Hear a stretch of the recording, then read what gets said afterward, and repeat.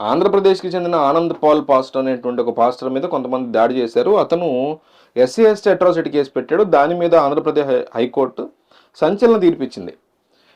ఒక్కసారి క్రిస్టియన్గా మారిన తర్వాత హిందువులకు సంబంధించినటువంటి ఎస్సీ ఎస్టీ అట్రాసిటీ కేసు ఈ వ్యక్తికి ఎట్లా వర్తిస్తుంది?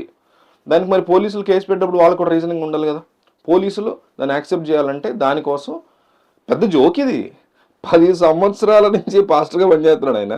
ఆయన మీద దాడి జరిగింది, చాలా బాధాకరం. వేరే కేసెస్ పెట్టొచ్చు.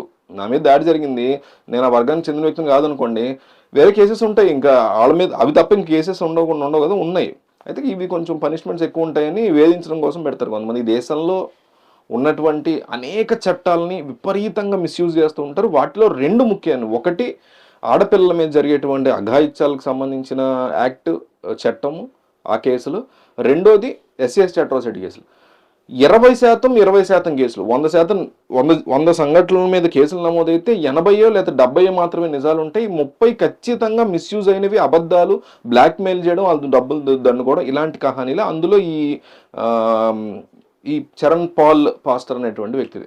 కామెడీ ఏంటంటే పోలీసులు ఈ కేసు పెట్టాలంటే అతను పాస్టర్ కాబట్టి కాదు, హిందూ అని ప్రూవ్ చేయాలంటే తహసీల్దార్ దగ్గర నుంచి హిందూ దళితుడు అని లెటర్ పట్టుకొచ్చి అతని తెచ్చిచ్చాడు. ఆ లెటర్ని బేస్ చేసుకుని పోలీసులు కేసు ఫైల్ చేశారు.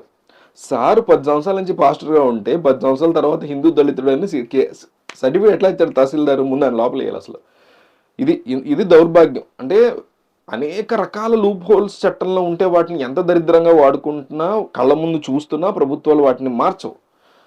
వాటికి న్యాయస్థానాలు ఏం చేయలేవు, ప్రభుత్వాలే మార్చాలి. పార్లమెంట్లో చట్టాలు చేస్తాం మనం, చట్ట సభలు అంటారు వీటిని. అందుకనే పార్లమెంటు, రాజ్యసభ, లోక్సభ, అసెంబ్లీలు, కౌన్సిల్స్, ఇవన్నీ మనం చేయాల్సిన పని. అది కానీ చెయ్యం, గాలికి వదిలేస్తాం అట్లా ఏది పడితే అది. ఇలాంటి పరిస్థితులు వచ్చినప్పుడు కఠినమైనటువంటి శిక్షలు ఎవరైతే చాలా ఉంది, ఈ టాపిక్ చాలా పెద్దది, కాస్త ఓపిక చూడండి లాస్ట్ దాకా.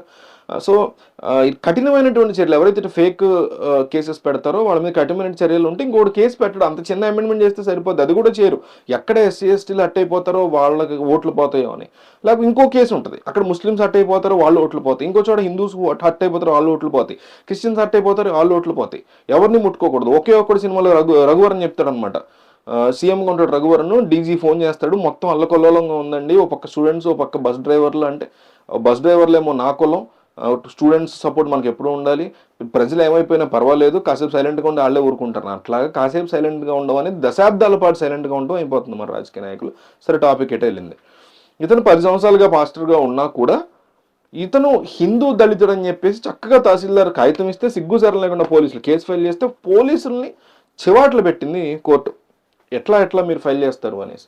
నిజానికి 100% మన కాన్స్టిట్యూషన్ ఏం చెప్తుందంటే, హిందూ సంబంధించినటువంటి కులంలో ఈ అంటరానితనం అనండి, లేకపోతే ఈ కైండ్ ఆఫ్ థింగ్స్ ఉన్నాయి కాబట్టి ఈ ఎస్సీ ఎస్టీలకి ఏదైనా అన్యాయం జరగకుండా వాళ్ళ మీద ఎన్నో దాడులు జరిగి చెప్పాక 180-70 నిజంగా జరుగుతున్నాయి. అవి వాటిల్లో మనం ఖచ్చితంగా సపోర్ట్ చేయాలి.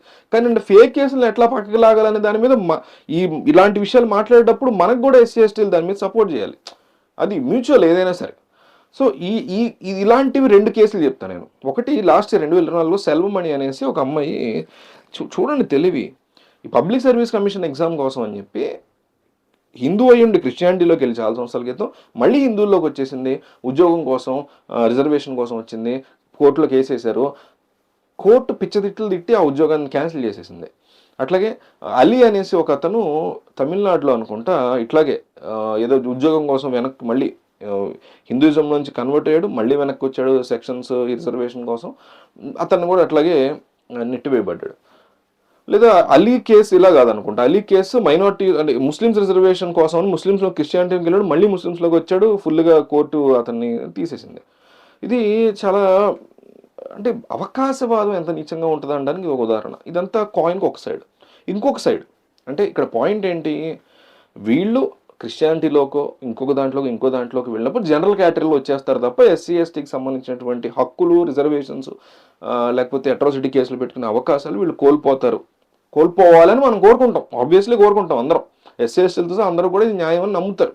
కానీ గ్రౌండ్ రియాలిటీ ఒకసారి చూస్తే అంటే చాలా చాలా కష్టతరమైనటువంటి సమస్యలు ఇది కూడా ఒకటి. దేశంలో ఏంటంటే కరెక్టే, రీజనబుల్గానే ఉంది, కానీ అతను క్రిస్టియానిటీలోకి మారినా, అతను ముస్లింలోకి మారినా, బుద్ధుడిలోకి మారినా, ఇంకొక దాంట్లోకి మారినా, ఆ ఊళ్ళో అతని తెలిసిన ప్రతి ఒక్కడు అతన్ని ఎస్సీ ఎస్టీగానే ట్రీట్ చేస్తాడు. ఇదివరకు అతని పట్ల అంటరానితనం ఉంటే అది నువ్వు క్రిస్టియానిటీలోకి మారాడు ఎందులోకి మారినా వాడి పట్ల లేదా ఆమె పట్ల అదే చూపిస్తున్నారు. ఇక దానివల్ల మారినప్పుడు తన జీవితం కేవలం ఫెయిత్ మార్చుకుంటున్నాడు తప్ప తన జీవితం ఒక్క మెట్టు కూడా, అంటే ఈ అంటరానితనం సొసైటీ యాక్సెప్టెన్స్ విషయంలో జీవితం ఒక్క మెట్టు కూడా ముందుకి వెళ్ళలేని సిచ్యువేషన్లో మరి రిజర్వేషన్స్ ఎందుకు వదులుకోవాలి? నా మీద జరిగే దాడులప్పుడు ఉన్నటువంటి తీవ్రమైన చట్టాన్ని నేను ఎందుకు వదులుకోవాలి అనేది వీళ్ళ పాయింట్. సో ఇది బిగ్గెస్ట్ డిబేటబుల్ థింగ్. దీని గురించి ప్రభుత్వాలు మాట్లాడాలి, ప్రజలు మాట్లాడాలి, ఎస్సీ ఎస్టీలు మాట్లాడాలి, ప్రివిలేజ్డ్ క్యాస్ట్ పీపుల్ మాట్లాడాలి, అందరూ కూడా దీని గురించి మాట్లాడి దీనికి తగ్గట్టుగా ఒక రకమైనటువంటి చర్చని జరిపి దానికి తగ్గట్టుగా ఒక సొల్యూషన్కి, ఒక కంక్లూజన్కి రావాలి. ఇందాక వరకు one side of the coin చూస్తాం, మరి ఈ సైడ్ కూడా చూడాలిగా. వాళ్ళు మిస్యూజ్ చేస్తున్నారు కరెక్టే, మిస్యూజ్ చేయని వాళ్ళ పరిస్థితి ఏంటి? వాళ్ళని అందులోంచి వెళ్ళిపోయిన తర్వాత వాళ్ళకి అందాల్సినవి అందొద్దని చెప్తున్నాం, బాగానే ఉంది. కానీ వెళ్ళిపోయిన తర్వాత వాడిని ట్రీట్ చేసే విధానం మారట్లేదు. అసలు వచ్చిందా ట్రీట్ చేసే విధానం తట్టుకోలేక కదా. సో అల్టిమేట్గా ఆ పాయింట్ని మిస్ అవుతున్నారు ఇలాంటి విషయాలు మాట్లాడేవాళ్ళు. సో రెండు పక్కల కూడా ఇబ్బంది ఉంది, రెండు పక్కల కూడా పాజిటివ్, రెండు పక్కల కూడా చాలా తీవ్రమైన నెగిటివ్ ఉంది. దాని గురించి ఎక్కువ డిబేట్లు, డిస్కషన్లు జరగాలి. దీని గురించి మీకు ఏమన్నా అనిపిస్తే కింద కామెంట్ చేయండి.